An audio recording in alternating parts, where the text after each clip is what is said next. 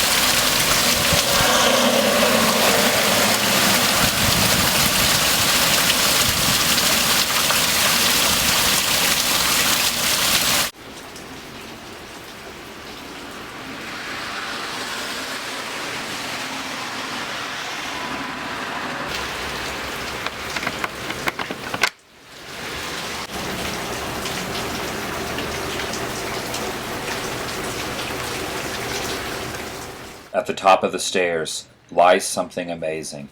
The entire second floor has been closed to the public for years.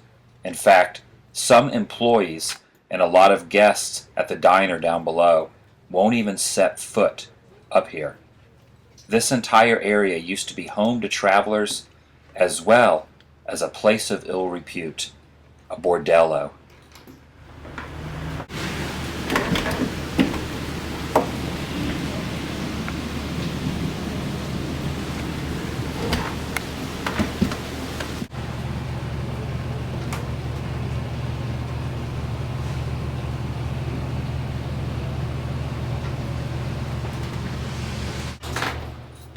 Local stories and folklore will tell you that even when the top floor is empty and you're sitting in the diner below, you can hear footsteps above you on the floorboards of these former rooms.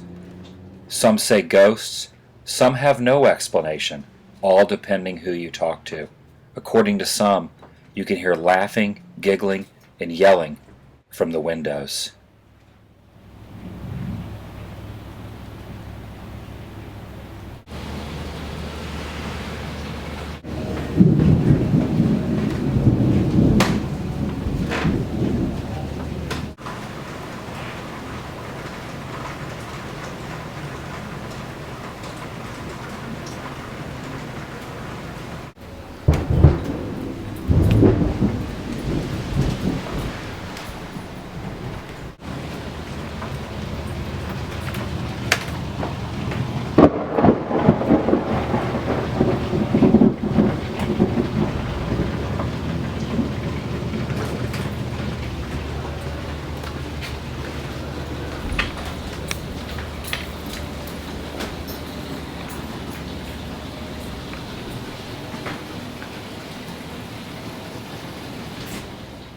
Knowing the history and backstory of this place, the darkness alone upstairs would have been more than enough ambiance to get a little creeped out.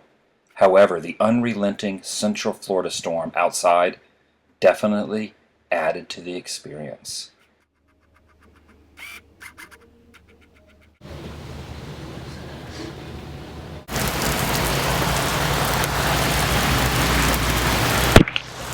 Still raining.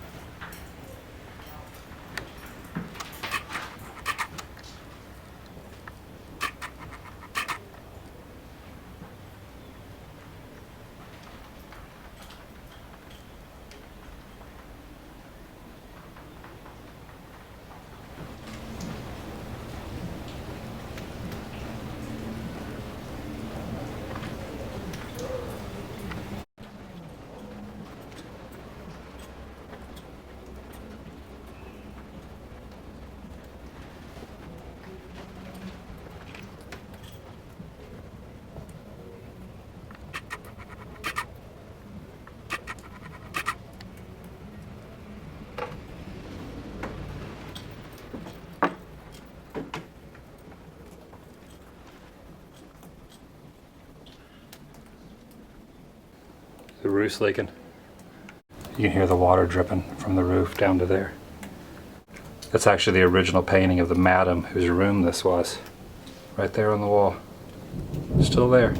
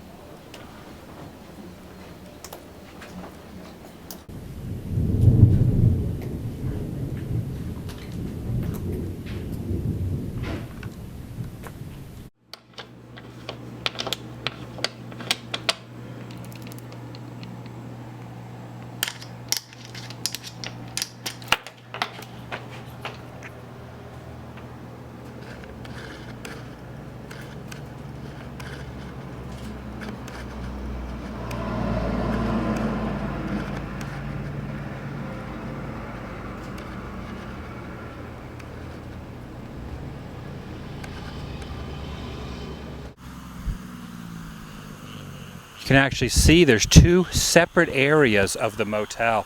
The back quote-unquote bungalow area, and then the original 1925 built structure that's facing the corner of 441 and Highway State Road 60. As late as it is, as much darkness has fallen, there are still truckers and travelers and wearisome folk driving through the countryside, and some of them may need a place to stay, but no one is stopping here except for me. I have stopped here, and I will be here all night. Let's get a closer look. You'll notice the Desert Inn sign is illuminated, at least half of it. Motel, Good Food Bar. But the only thing that's lit up now is the Motel Good part of this. This actual construction of this facade building was built in 1925. This place is actually on the National Registry of Historical Places.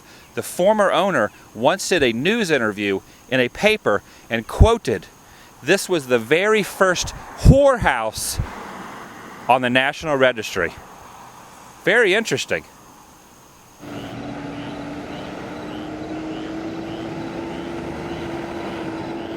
I'm now walking down the middle of the road. Years ago, just think, this would have actually been a dirt patch. That was back when the brothel was still upstairs. Travelers would stop off here for a quote-unquote good time, end quote. If you know what I mean, exclamation point, quote-unquote, end quote, on the top floor. Earlier, I was lucky enough to get an inside view, a peek, if you will, at the Bordello room. Wait, we should get out of the road. Oh, no!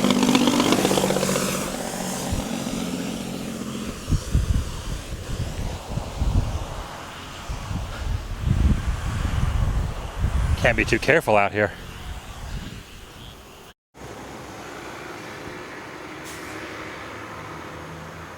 As you can see behind me, the office is closed, but the office light is on. I was here earlier and I got myself a room.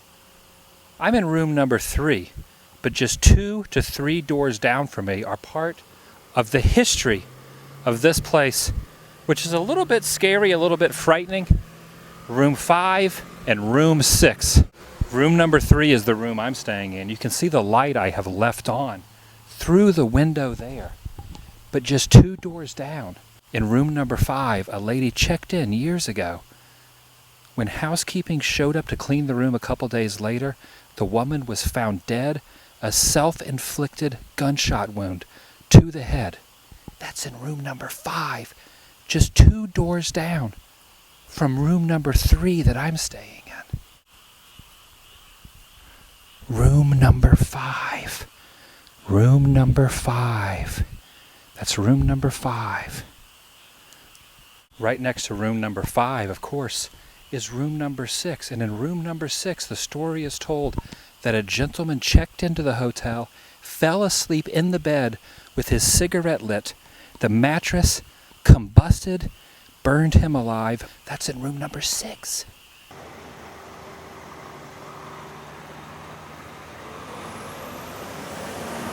A beacon of light, an oasis, if you will, calling us. Come to us! Come to the Desert Inn! I'm not really sure if that's the actual cadence or the pronunciation or the sound of how the Desert Inn actually speaks. That was only my interpretation.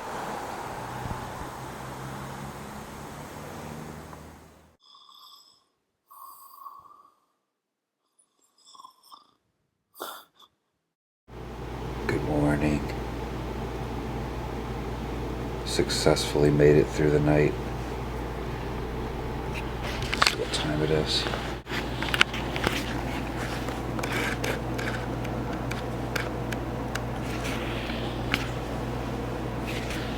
"5:48 a.m. You'll see the traffic light shining through the crack of the window. Drapes over there. You hear the trucks going by.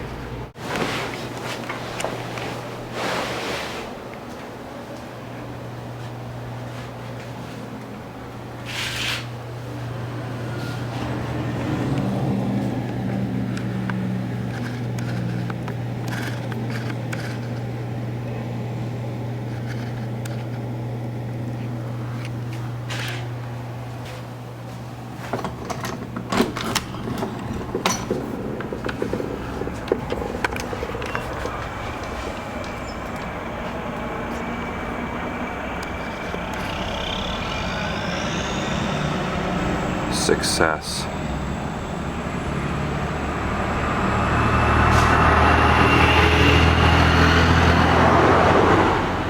Good morning. I'm still here. The sun is now arising. The sun is now coming up. There was one other thing I forgot to mention. In one of the rooms on the top floor, a gentleman years and years ago, back when you were actually allowed to rent out the rooms on the top floor, a gentleman checked in and actually hung himself on one of the water pipes in the rooms. And that was one of the last residents to rent the rooms upstairs. Ooh, creepy. Yeehaw Junction is actually the name of this place now, but back in the day it actually had another name. Do you know what the name of Yeehaw Junction used to be? Do you know what the name of Yeehaw Junction used to be?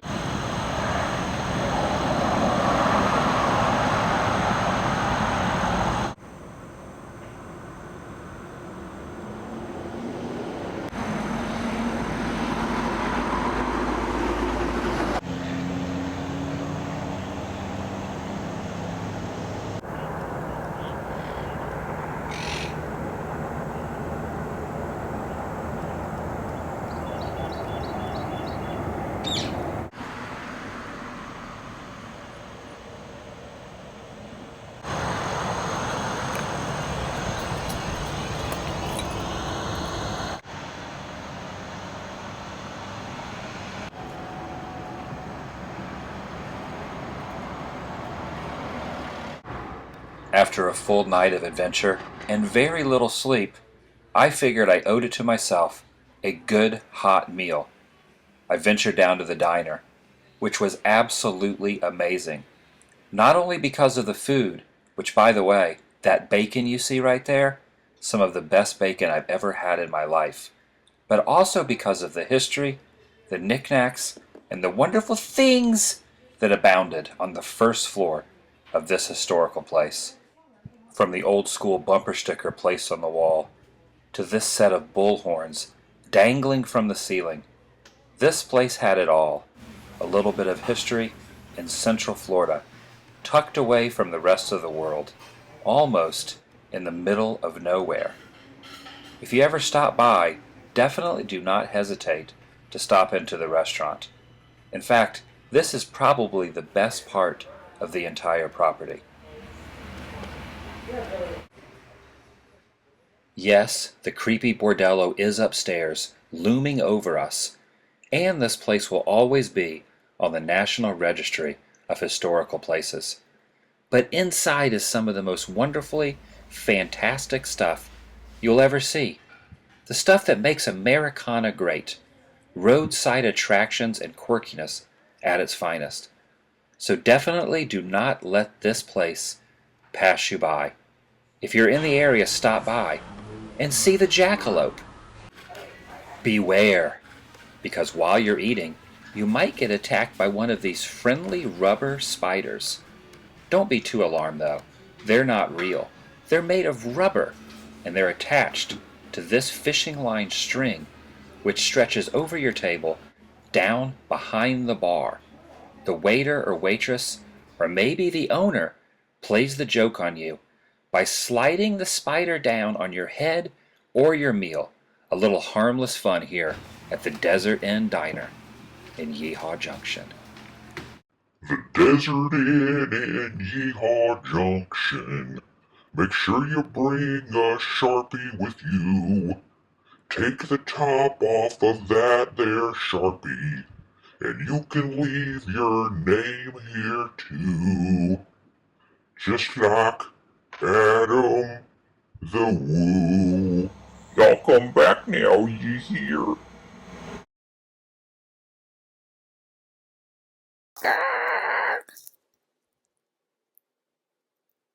Get me out of the train! This is actually the room. Do you want to see the room I stayed in?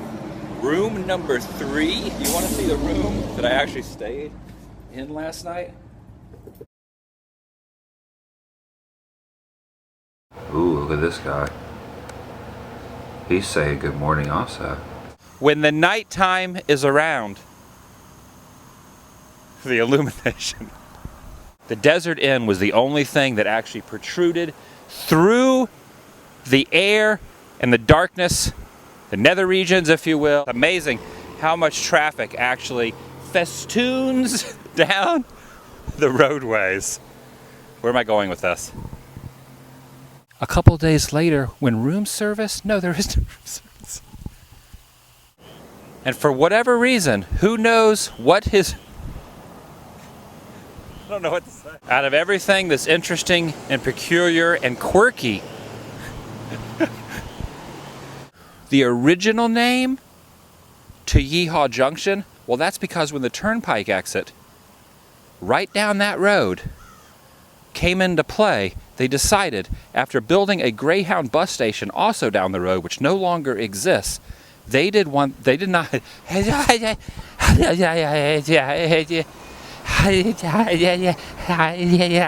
can't talk.